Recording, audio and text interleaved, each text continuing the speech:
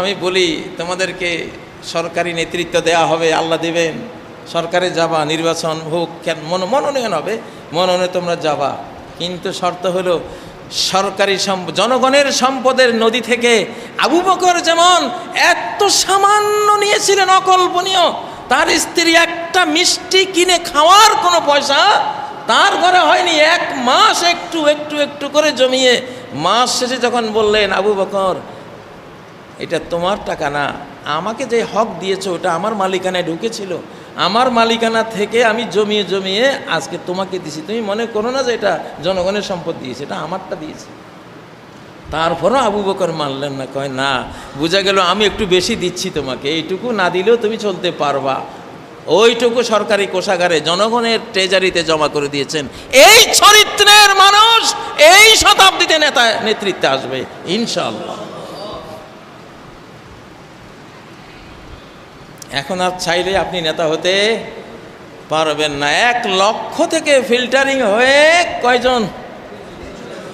এই 313 জনের মধ্যে তালুত নিজেও আছে। তাহলে কেমন নেতা?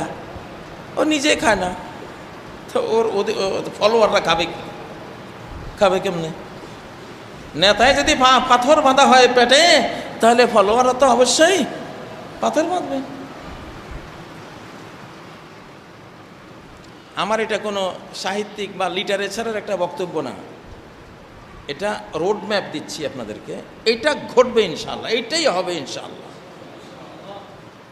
এটা কোনো বক্তৃতা না, এটা এক ধরনের কোরআনিক অর্ডার আপনাদেরকে শোনাচ্ছি যে আমি এইটা নেব, কোরআন এটা নেবে, রব্বুল আলামিন এইটা নেবে, নিচ্ছেন। আর বাকিদের ব্যাপারে মনোজগৎ জুড়ে এমন ঘৃণা আল্লাহ ঢেলে দিচ্ছেন আকাশ থেকে, মানুষ থুথু দিয়া বিদায় করে দেবে। যারা 1 কোষের বাইরে খাওয়ার নিয়ত করে জনসেবার এই রাজনীতিতে আসবে, অতএব নিয়ত পাল্টান সবাই যারা এমন আছেন। আর যারা হিম্মত রাখেন, হ্যাঁ ইনশাল্লাহ আমি পারবো, আমি সেবা দেব, সারা জীবন খেয়েছি, এবারে আর জনগণের সম্পদ খাবো না। فَشَرِبُوا مِنْهُ إِلَّا قَلِيلًا مِنْهُمْ, সামান্য 313 জন। তাহলে তালুতের 313 জন, 1 লক্ষ সৈনিক, তারা সৈনিক ট্রেন্ড, তারা যুদ্ধ করে বেড়ায়, তারা পাশ করা নর্মাল পাবলিক না, কোটি মানুষ থেকে যাচাই বাছাই করে 1 লক্ষ নেওয়া হয়েছে। সেই 1 লক্ষ ফাইনাল রাউন্ডের যাচাই বাছাইয়ে 313 জন টিকেছে। আমার বাংলাদেশে 313 জনের দরকার এখন নেতা এরকম।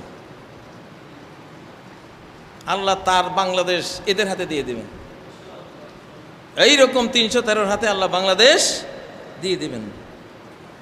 বাংলাদেশ সেদিকে যাবে ইনশাআল্লাহ, বিশ্ব সেদিকেই যাবে ইনশাআল্লাহ।